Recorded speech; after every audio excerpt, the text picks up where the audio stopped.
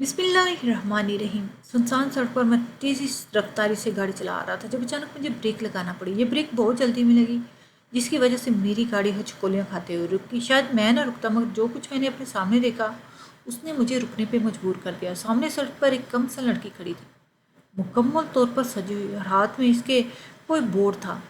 मैं जल्दी से गाड़ी से बाहर निकला और सोचा इस लड़की को ज़रूर किसी मदद की ज़रूरत होगी, या फिर ये आधी रात को भीख मांग रही है, वो भी इतना बंद सबर कर। अपने दिमाग में मुख्तलिफ सोचें लिए मैं जब इसके पास पहुंचा तो मेरे होश उड़ गए, क्योंकि लड़की के हाथ में जो बोर्ड था ना, इस पे वाज़ह लिखा था, एक रात के 500 रुपये। ये पढ़कर मुझे शर्म आ गई और मैंने अपनी निगाहें झुका ली, जबकि अंदर ही अंदर मेरे गुस्से से उबाल उठ रहे थे। मैंने निगाहें उठाकर इस लड़की को देखा तो सोचा, कैसी मासूम लड़की है, और इसके वालिदैन इससे ऐसा घिनौना काम करवा रहे हैं।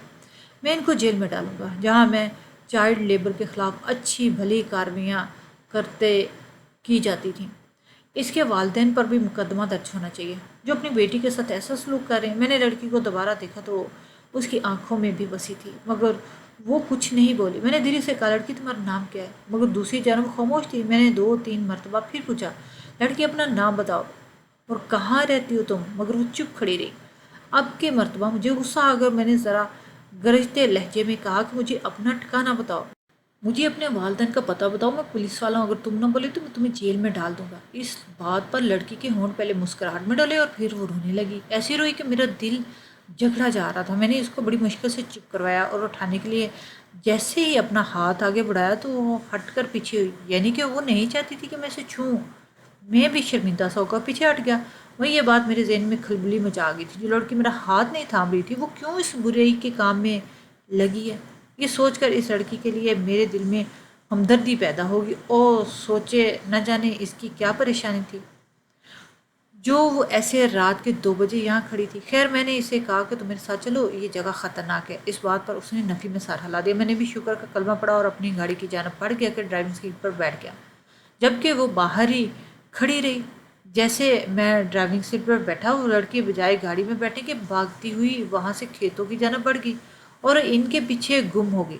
मुझे यकीन हो चुका था वो लड़की मुझसे डर कर भागी है। मैंने इसे बताया था कि मैं पुलिस वाला हूँ, शायद इसी वजह से वो भाग गई कि कहीं उसे मैं जेल में न डाल दूँ। मेरा तो दिल कर रहा था कि वहाँ से चला जाऊँ, मगर अब ये मेरी अना का मसला बन चुका था। एक छोटी सी लड़की रात के 2 बजे यहाँ खड़ी मेरा हाथ पकड़ते हुए शर्मा रही थी, और जिस काम के लिए खड़ी थी उसे जेब देता था क्या? ऊपर से मुझे चकमा दे के फरार हो गई।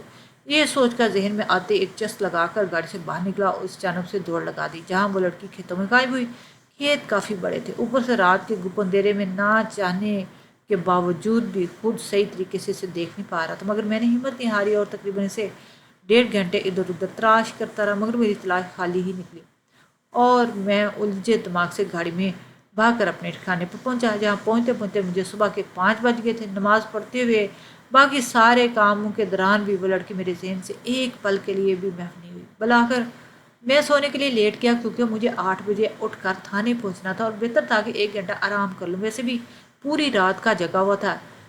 इस 1 घंटे की नींद भी वो लड़की मेरे ख्वाबों पर गालिब रही, जिससे मैं झंझलाकर उठ बैठा और तैयार होकर थाने पहुंच गया। मेरे जाते ही बाकी सब लोग भी आने लगे। वो मेरी नौकरी का पहला दिन था और मैं इसी रोज़ वहाँ ज्वाइनिंग देनी थी। मैं फैसलाबाद में रहता था, मगर मेरी किस्मत नौकरी गुजरांवाला में हो गई। वालिदैन तो नहीं चाहते थे मैं इतनी दूर जाऊँ, मगर मैं समझ सकता था ये नौकरी कितनी मुश्किल से मिली। बेहतर है 2-4 साल गुजरांवाला में नौकरी करके अपने शहर में तबादला करवा लेता। इसीलिए वालिदैन के लाख मना के बावजूद मैंने इनकार नहीं किया, और इसका सबूत यही था कि वक्त से पहले थाने में मौजूद था। वालदा ने मेरा साफ जवाब सुनने के बाद मना किया कि दिन के उजाले में चले जाना, मगर मैंने पहले ही दिन अपनी रिप्यूट ख़राब नहीं करना चाहता था। इस अफसर के मतलब क्या कुछ नहीं कहा जाता जो पहले दिन वक्त पर ना पहुंच सके। सो यही वजह थी कि मैंने गाड़ी संभाली और गुजरांवाला के लिए निकल खड़ा हुआ। मगर इसके बाद रास्ते में जो इस कम उम्र लड़की को देखा तो फिर ये सारा वाक़या मेरे साथ पेश आया। थाने पहुंचते ही मैंने अपनी ज्वाइनिंग दी, मगर वहाँ का सिस्टम बहुत ही सुस्त था। ये तो सुन रखा था कि पुलिस वाले ख़राब होते हैं, बेढंगे होते हैं, काम काज नहीं कर सकते, मगर इस थाने की बरकस हालत देख कर वाकई इस बात पर यकीन आ गया। मैंने वहाँ जाकर अमले को बुलाया और चांद एक हदायत दी, जिस पर बाकी कांस्टेबल और सब इंस्पेक्टर हंस रहे थे। मुझे बड़ी उलझन हुई, तो मैंने एक तपती हुई निगाह इन पर डाली, जिसके बाद उनकी हंसी थम तो गई, मगर इनके एक दूसरे की کیے گئے اشاروں میں واضح طور پر دیکھا جا سکتا تھا کہ میں اسی الجھن میں تھا کہ یہ سب ایسا کیوں کہہ رہے. خیر جلدی سے انہیں بھیج دیا کہ جا کر اپنا کام سنبھالو. اسی وقت میرا پی این بھی اندر آیا اور اپنا تعارف وغیرہ کرانے کے بعد باقی تمام کارروائی کے بعد میں نے اسے پوچھا یہ سب اس طرح ہنس کیوں رہے تھے. میں نے کوئی لطیفہ تو نہیں سنایا تھا. یہ بات سن کر پی این بھی ہنسنے لگ گیا جس پر مجھے ایک دم غصہ آ گیا. میں نے تیز لہجے میں پوچھا اس کا جواب دو. ایسی گرج دیکھ کر پی این کہنے لگا کہ اس تھانے میں زیادہ دیر کوئی ایس ایچ او نہیں ٹکتا. لوگ بھی اسی وجہ سے ہنس رہے ہیں. اوپر سے جو نیا آتا ہے اپنی ہدایت جاری کرتا ہے مکمل وردی ڈسپلن وغیرہ وغیرہ. مگر یہاں ایسا سسٹم نہیں ہے کیونکہ یہاں نیا آنے والا بھی پرانوں کی طرح بس کرسی پر بیٹھ کر ہی کھاتا اور چلا جاتا ہے. یہ بات میرے لیے بہت زیادہ حیرت کی باعث تھی. میں نے پوچھا ایسا کیوں ہوتا ہے تو وہ ٹکتا کیوں نہیں ہے؟ یہاں کوئی جاگیردارانہ نظام ہے یا کوئی ہائی پارٹی جو ٹکنے نہیں دیتی؟ پی این ایک مرتبہ پھر ہنسا اور بولا نہیں ایسا کچھ نہیں ہے. یہاں لوگوں کے مسائل ہی حل نہیں ہوتے. بس ایک مرتبہ ہوتا ہے اس کے بعد کبھی کوئی چھوٹی موٹی رپورٹ ہی درج ہوتی ہے. بس یہ باتیں میرے لیے باقی اچنبھا ہی تھی کہ پی این کو جانے کی اجازت دے دی. مگر جیسے ہی وہ جانے کے لیے مڑا میں نے اسے پھر سے روک لیا اور کہا دیکھنا تمہیں غلط ثابت کر کے دکھاؤں گا. یہاں کے تھانے کو ایکٹیو بھی کروں گا اور ٹک کر بھی کام کروں گا. اتنا بولنے کی دیر تھی کہ پی این کے چہرے پر ایک چیلنجنگ دی گئی مسکراہٹ نمودار ہوئی جسے اس نے بر وقت چھپا لیا اور تقریباً بھاگتا ہوا میرے کمرے سے نکل گیا. یہ سب بہت عجیب تھا. ایک اتنا سنسان سا علاقہ اوپر سے یہاں کے لوگ بڑے عجیب و غریب الجھے ہوئے محسوس ہو رہے تھے. خیر میں اپنی کرسی میں بیٹھ کر سوچنے لگا کہ کس طرح کام کیا جائے. میں اس تھانے کو بہتر بنا سکتا ہوں. پھر جو پوائنٹ ذہن میں آئے متعلقہ افراد کو بلا کر انہیں ہدایت جاری کی اور اس طرح وہاں میری ڈیوٹی کا پہلا دن ختم ہو گیا.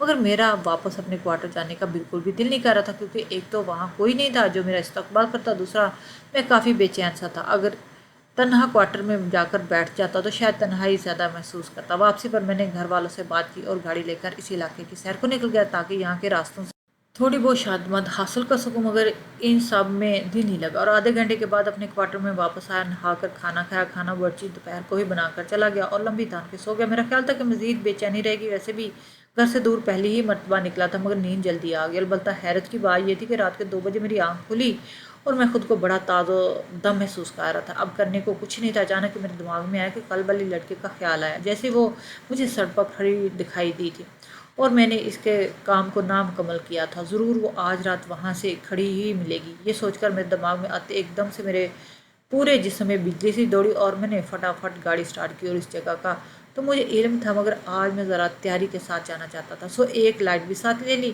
جیسے اس وقت پر پہنچا تو مجھے دور سے ہی وہ لڑکی کھڑی دکھائی دی. آج بھی وہ مکمل طور پر بنی سنوری تھی. مجھے شدید غصہ آیا اور میں نے گاڑی اس کے قریب جا کر روک دی. کل تو میں خود پریشان تھا مگر اس مرتبہ تمہیں تقریباً دھاڑتے ہوئے اندر بیٹھو گاڑی میں تمہیں تمہاری اصل جگہ پر پہنچاؤں. صحیح ڈرامہ بنایا ہوا تم نے. آدھی رات کو یہاں آ کر کھڑی ہو جاتی ہو. وہ میرے غصے کو پہچان گئی تھی. پہلے تو وہ کچھ دیر سر جھکائے کھڑی رہی جس سے مجھے مزید تیش آیا. پھر اچانک لمبے لمبے قدم اٹھاتے میری گاڑی کی پیچھے سیٹ پر بیٹھ کے میں نے شکر کا سانس لیا. یہ بیٹھی ورنہ کل کی طرح غائب ہو جاتی تو بولا میں کیا کر سکتا تھا. میں نے گاڑی سٹارٹ کر دی. اس سے پوچھا تمہارا گھر کہاں ہے مگر اس نے میری کسی بات کا کوئی جواب نہ دیا. میں نے مڑ کر دیکھا تو اس نے ہاتھ کے اشارے سے بتایا کہ اس سمت میں ہے. مجھے یقین ہو گیا لڑکی گونگی ہے. تبھی تو کل سے ایک لفظ ادا نہیں کیا. جس طرح لڑکی نے اشارہ کیا میں اسی جانب گاڑی چلانے لگا. مگر اتنی دیر بعد مجھے احساس ہوا کہ وہ لڑکی رو رہی ہے. یہ سوچ کر جیسے میں نے مڑ کر دیکھا تو وہ لڑکی باقی سسکیاں بھرتے ہوئے رو رہی تھی. اب تو مجھے پکا یقین ہو کہ سچ میں اس لڑکی کے ساتھ کوئی بہت بڑا مسئلہ یا کہ حادثہ پیش آیا. میں نے گاڑی روکی اور اسے اشاروں میں پوچھا کہ تمہیں کیا ہوا. شاید اسے میرے اشارے سمجھ آ رہے تھے. تبھی اس نے میرے اشارے پر اپنے بال سے کپڑا ہٹا کر دکھایا. میرے رونگٹے کھڑے کیونکہ اس کے بازو کافی جلے ہوئے تھے جیسے کسی نے لوہے کی سل سے اسے داغا ہو. زخم ابھی نیا تھا. میں نے جیسے اس کے زخم کو دیکھنے کے لیے ہاتھ پکڑنا چاہا وہ بطخ کے پیچھے ہٹی اور میں ایک مرتبہ پھر شرمندہ ہو گیا اور اسے کہا کہ تو فکر نہیں کرو اب میں تمہیں چھونے کی کوشش نہیں کروں گا. مگر یہ زخم کافی بڑا ہے. میرے پاس تو کوئی اور دوائی میڈیسن باکس بھی گاڑی میں نہیں رکھا ہوا تھا. میں نے سوچا اسے ہاسپٹل لے جاتا ہوں. پھر جس نے بھی اس بیچاری کے ساتھ یہ سب کیا اسے کڑی سے کڑی سزا دوں گا. بھلا میری نوکری بھی خطرے میں پڑے. میں نے اسے بتایا کہ میں تمہیں ہاسپٹل لے کر جا رہا ہوں. ابھی اس کا علاج ہو جائے گا تو پریشانی ہو. میری بات پر وہ ایک دم سے چونک پھر پرسکون ہوگی تو اشاروں سے کہا اسے پانی پینا. میری جلدی کی حالت یہ تھی کہ کوارٹر سے نکلتے گاڑی میں پانی کی بوتل بھی نہیں رکھی. اب مجھے کوفت ہوئی مگر لڑکی کی حالت واقعی خراب تھی. میں گاڑی چلاتا گیا اور راستے میں کوئی گھر وغیرہ دکھائی دے تو وہاں سے پانی لے کر मगर इसकी नौबत ही ना आई। रास्ते में एक नलका था, मैंने उतर कर वहाँ से एक बोतल पानी भरी और जैसे ही गाड़ी के अंदर वापस आया तो खून के घूंट भर के रह गए, क्योंकि वो लड़की गाड़ी में नहीं थी। मुझे एक मरतबा फिर से चकमा देकर भागने में कामयाब हो गई। पहले मैंने इसे ढूंढने का इरादा किया, मगर चारों जानब खेत थे और ना जाने कहाँ छुप गई होगी। खैर, मुझे चारों न चार अपने क्वार्टर में वापस आना पड़ा। इसके बाद 1 महीने में अपने कामकाज में मसरूफ रहा। इस लड़के का ख्याल ही नहीं आया। वैसे भी थाने का चार्ज मेरे पास था, ऊपर से अमले को भी चौको चौबंद करना था, तो वक्त निकालने से भी नहीं निकल रहा था।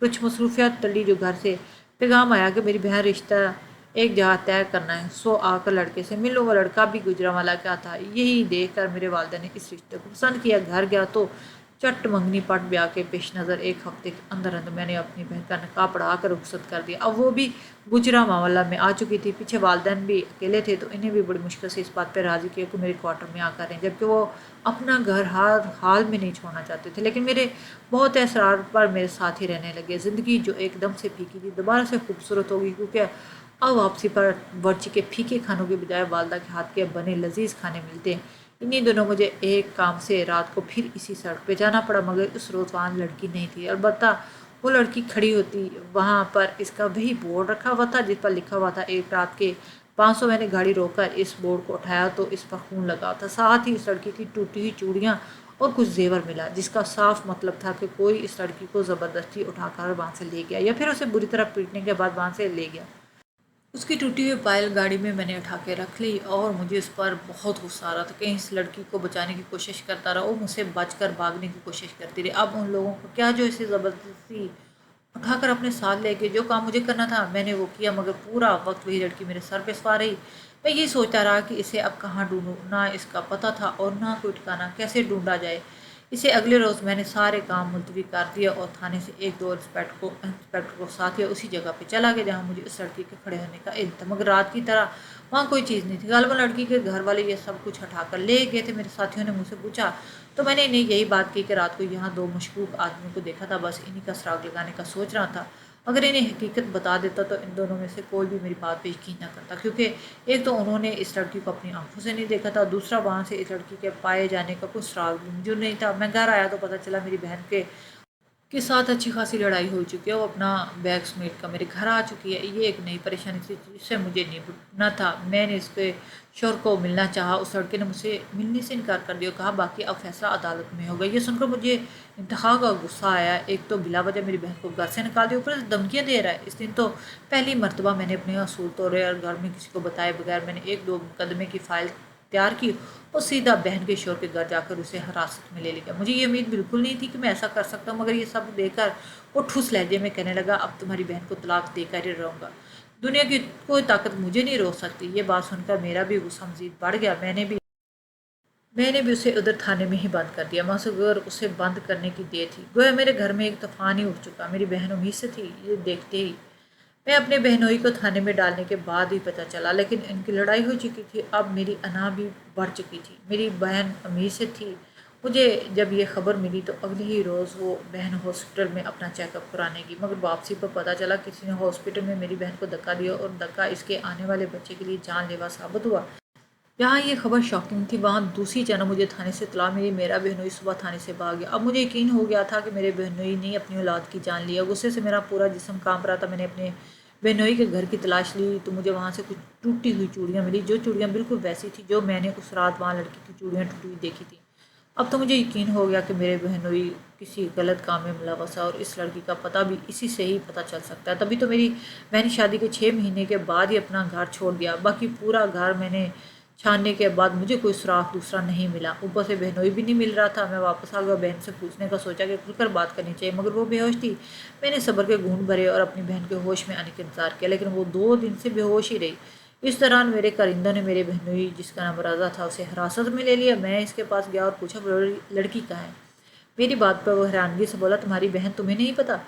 मेरी बात पर वो भी परेशान लग रहा था, मगर मैंने इसे कहा वही लड़की जिसे तुमने अगवा किया है। मेरी बात पर वो सचमुच चौंक गया। तो उसने वैसे तसरा से लग रहे थे, वो सचमुच मेरी बात नहीं समझ सका। मैंने रज़ा को मुकम्मल तफसील बताई और कहा अब बताओ कहाँ है वो लड़की। इसकी टूटी हुई चूड़ियाँ मुझे तुम्हारे घर से मिली हैं। रज़ा जैसे जैसे मेरी बात सुनता गया उसके तासरात बदलते जा रहे थे। मेरी बात के आखिर वो एक जानब पुरसुकून था तो दूसरी जानब उसके जिस्म से اضطراب جھلک رہا تھا۔ بالآخر میں نے کہا رضا یہ نہ ہو کہ مجھے مار کے ذریعے تم سے سچ اگلوانا پڑے، اسی وجہ سے میری بہن تمہارا گھر چھوڑ کر آئی ہے نا؟ میری بات پر رضا کہنے لگا اب مجھے سب کچھ سمجھ آ گیا، میں اس لڑکی کے اغوا کا جواب تمہیں کل دوں گا، مگر اس سے پہلے ایک مرتبہ میری گزارش ہے کہ تم اسی جگہ پر جا کر اس لڑکی کو دیکھو، کیا پتہ وہ وہاں کھڑی ہو، اگر نہ ہوئی تو میں تمہیں یہاں سے کہوں گا کہ وہ لڑکی برآمد کروا دوں گا، اپنے جرم کا اعتراف بھی کر لوں گا۔ یہ بات مجھے بڑی حیران کر گئی تھی، یہ کیسی بہکی باتیں کر رہا ہے۔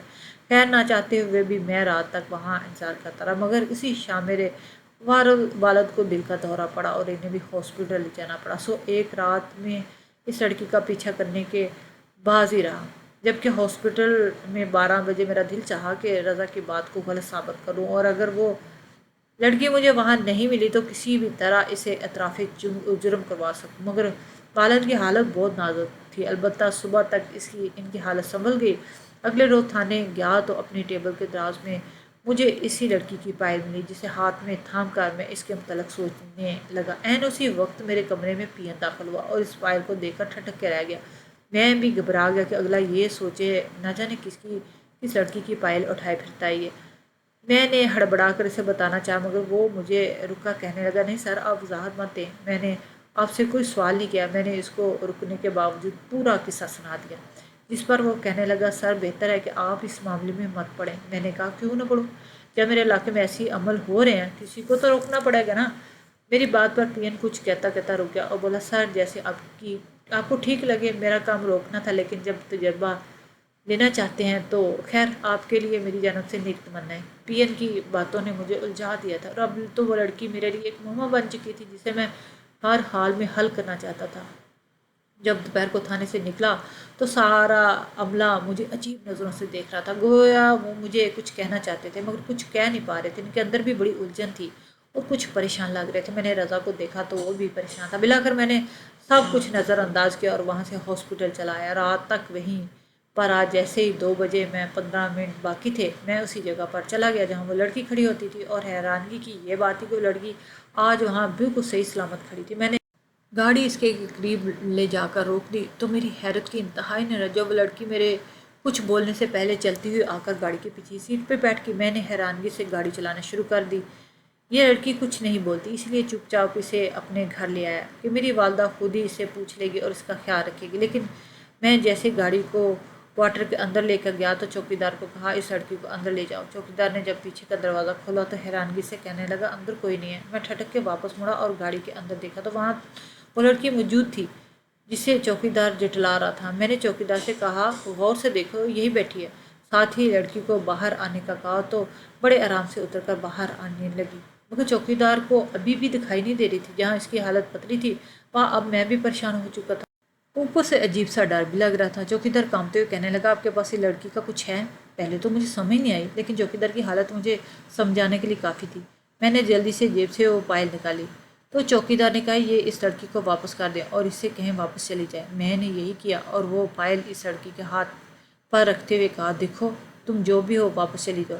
اتنا بولنے کی دیر تھی وہ لڑکی مڑ کر چلتی ہوئی کوارٹر سے باہر نکل گئی، جبکہ پیچھے میں اور چوکیدار کام کر عجیب ہو رہے تھے۔ چوکیدار مجھے اپنے کمرے میں لے گیا اور کہا صاحب یہی وجہ ہے یہاں کوئی ایس ایچ او نہیں ٹکتا، کیونکہ یہ لڑکی بہت ہی پہلے مر چکی ہے اور اسے اس حالت میں پہنچانے والا اس کا باپ ہی تھا، جس نے ادھر سڑک پر ہی کھڑا کر دیا۔ غربت بہت تھی مگر یہ لڑکی ادھر ہی کھڑی رہی جب ایک اوباش لڑکوں کی گاڑی نے اس کے ساتھ اجتماعی زیادتی کی اور اسے مار ڈالا۔ 2 بجے یہ وہاں اسی حالت میں پڑی رہی اور 2:30 بجے کے قریب وہاں خون پر وغیرہ پڑا ہوا تھا۔ یہ آج تک کسی کے ساتھ ایسے نہیں آئی، مگر اب اس کا زیور اٹھا لائے ہیں، اسی وجہ سے تبھی مجھے لگتا ہے آپ کے خاندان پر مشکلات آئیں اور میرا بہنوئی۔ میں نے چوکیدار سے پوچھا تو کہنے لگا وہ بھی سب کچھ جانتا ہے، مگر جب کسی ایسی مخلوق کا سایہ پڑ جائے تو خاندان تباہ ہو جاتے ہیں۔ یہاں جتنے بھی نئے ایس ایچ او آتے ہیں سب کے ساتھ یہی سب کچھ ہوتا ہے، کیونکہ اس وقت جو ایس ایچ او تھا اس نے اس لڑکی کے والد کو انصاف نہیں دلایا تھا یا کھوج نہیں لگائی تھی، اور لڑکوں کی بس آپ کے لیے بہتر یہی ہے کہ یہاں سے چلے جائیں۔ شاید آپ کو رعایت اس لیے ملی ہے کہ آپ اس لڑکی کو انصاف दिलाने की कोशिश कर रहे थे, वरना अब तक आपका बचना भी मुश्किल था।